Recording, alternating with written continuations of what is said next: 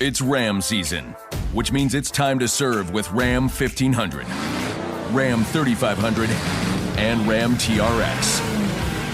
Hurry in now for great deals on the trucks that are built to serve. Right now during Ram season, get 10% below MSRP on the purchase of a 2023 Ram 1500 Laramie. Not compatible with lease offers or with any other consumer incentive offers. Contact dealer for details. Take retail delivery by 5/31/23. Good morning, X-Barnes, Leslie and Jimmy. And 32 million albums ago, we sat down with a young lady named Alanis Morissette. My, how things have changed. Not really. Just a little bit. Man, 32 million albums ago, we were sitting near our conference room. You just played to the secretaries. And at that point, probably, sold 1,000 or 2 records. And then you've been gone all this time. What have you done since then? We toured for what seemed like forever. But then you disappeared for a long time. You did the right thing and went away. Yeah, I took a year and a half off after the tour. I just needed to assimilate and process all of what had happened because I couldn't while I was on the road. I didn't have the energy. Do your people tell you that, or do you say, you know what, you get the sense like, I've got to get out of the eye?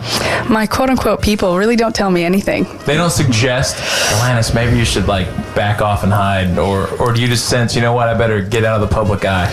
No, my friends and people that I work with around me just encouraged me to just listen to my gut, really. Probably for your sanity, you wanted to take some time off after being on the road so much.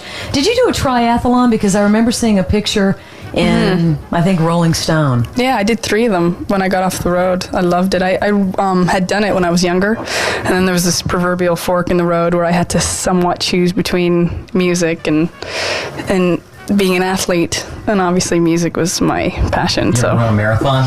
No, but I want to, and I want to when this tour ends. Well, that's like a mental thing. People who run marathons, they do it more for the mental clarity. Was that why you did a triathlon? That's brutal. That's pain. It's not pain. To me, that is pain. Well, I had to walk up 5 flights of stairs. That's pain. Because our elevators were down the other day. To me, that was pain. So, did you go into training for that? I trained for a while, yeah. I just really was looking forward to using my body as an instrument. Obviously, we live in a society that says we're ornaments, and that we should look a certain way. And it was just great for me to let go of all of that and just be a machine. Just when you heard Alanis Morissette was doing a triathlon, you're like, what? I know. Why? Why not? How would you compare that sense of accomplishment to what you did with selling 32 million records? I don't even think of either of them in terms of accomplishment as much as I think of it in terms of expression.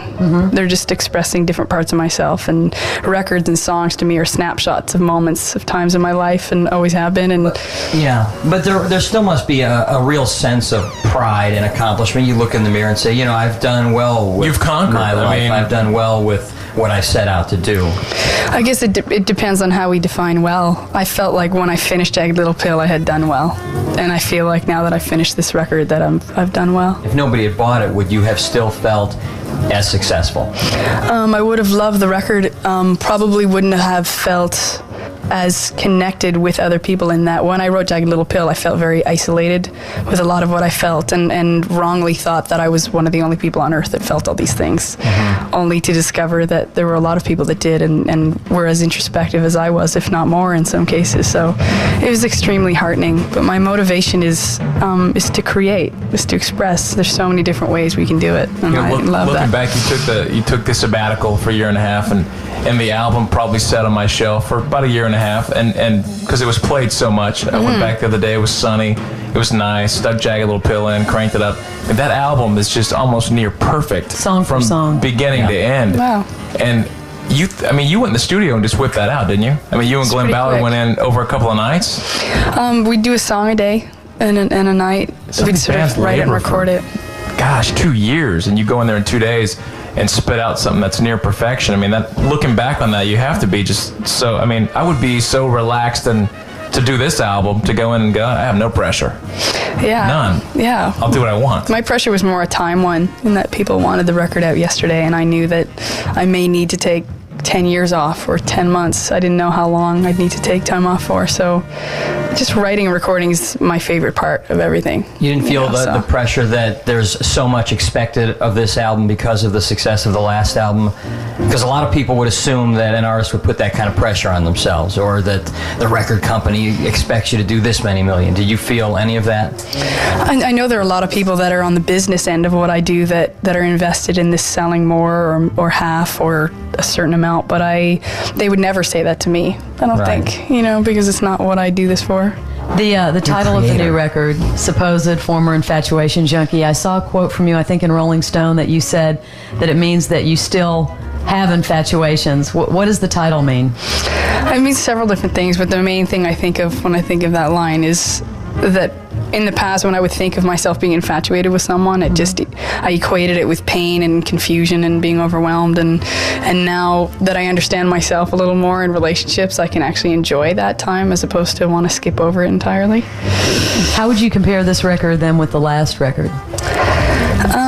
Because the reviews, and I've only read a few that said that it is a little bit more experimental. Mm-hmm. Musically, I play a few more instruments, and I wrote a few of the songs alone and co-produced it with Glenn this time, so I was able to articulate what I wanted a little more. And on an emotional level, I just feel like I'm allowing myself to viscerally respond to things or react to things, but I take a little more responsibility, maybe. Are you purely creative driven? I mean, it seems like as far back as you go in the entertainment scene, because you've done so many things on camera and then musically. I mean, is it just purely creative? Were your family, were they banging on you early to get into something like that, or was that just you wanting to be in the spotlight? I think when I was younger, it was a combo of being creative, wanting to express all the time. Who did you see that you thought, man, I want to do that? I loved Annie Lennox when I was younger. Just how she was so her. And I also was enamored with what I thought being in the public eye brought you. Fame? I mean, did you look at that and go, I want fame? I did, to a certain extent, but not so much so that I was obsessed with it. Is it what you thought it would be? No, and there's a small part of it that, yes, it is exactly. What's the no? No, in that it really doesn't change how you feel about yourself. If you feel X about yourself, you're still you. You feel X more so about yourself when you're in the public eye, and it just really requires a lot of you. And then yes, in the sense that you are in a community almost of people that do a lot of what you do. And there's not as much of a sense of community as I thought there was, but there will be this time.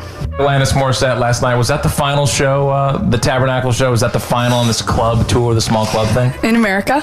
And now what? Man. We have a show in Toronto, in Canada, then we go to Europe. That's just a great thing for the fans, though, to be able to see you in a club that's, 2,000 or 3,000 as opposed to the big arena. So that was a great thing for you to do for the fans. Oh, it's fun for me. I love intimate environments. Yesterday, before you played at the Tabernacle, there was a rumor that you were dead. Did you hear that one yet? Yeah, I heard that. Can you confirm or deny that rumor? Are you dead? I can't confirm or deny that rumor. CNN and some other people. There's parts of me that are dead. Alanis Morissette was found dead in a hotel room in Atlanta. Oh, that's really sad. I don't know where that stuff starts. It made its way into the CNN room. What's the best rumor you've heard about yourself yet? That one's tough to top. I can't even say that's the best rumor. Have you even heard something and went, what? Not a ton. I don't feel like I'm fodder that much. As much as some people I know. Have you heard this week's stuff yet? I mean, has everything got back to you this week? Anything gotten back to you this week? Because there's a new one out there. One that you're about to share with me, or one that I don't know what he's talking about. I don't know. The new one is that you and Leonardo DiCaprio are a hot item. Right, I heard that one. That one's all over. You have not heard that one? No, I just heard that one actually. Oh, you just heard that one? Yeah. No, you have a boyfriend, don't you? I'm dating someone right now. Yeah. Are you friends with Leo? I mean, you know him? Yeah. There's Leo calling. There he is. He's calling. Are you talking about me? Hold on a second. Can we just talk for a second about the video, because it's so talked about? First of all, I mean, obviously you're not really standing out in the middle of a New York street, but are you really nude in that? We're standing out in the street. You were. That wasn't the blue screen. I mean, that wasn't done in a studio. No, that was in a street. What city is that? It was downtown LA. You're kidding. Wait a minute. What time of day was that? We did 2 overnight shoots.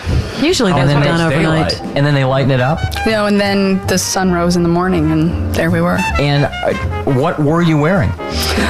We had to cover a few parts of myself just so that we wouldn't get arrested, but other than that, I wasn't wearing anything. And whose idea was that? It was my idea. I thought about it in my shower.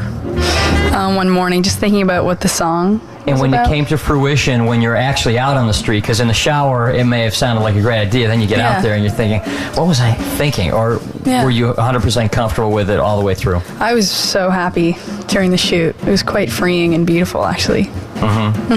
Thank you. Thanks. Thank you. It's good to see you again. Alanis You Morissette too. on the Morning X. The best of the Morning X 99X. It's Ram season, which means it's time to serve with Ram 1500, Ram 3500, and Ram TRX. Hurry in now for great deals on the trucks that are built to serve. Right now during Ram season, get 10% below MSRP on the purchase of a 2023 Ram 1500 Laramie. Not compatible with lease offers or with any other consumer incentive offers. Contact dealer for details. Take retail delivery by 5/31/23.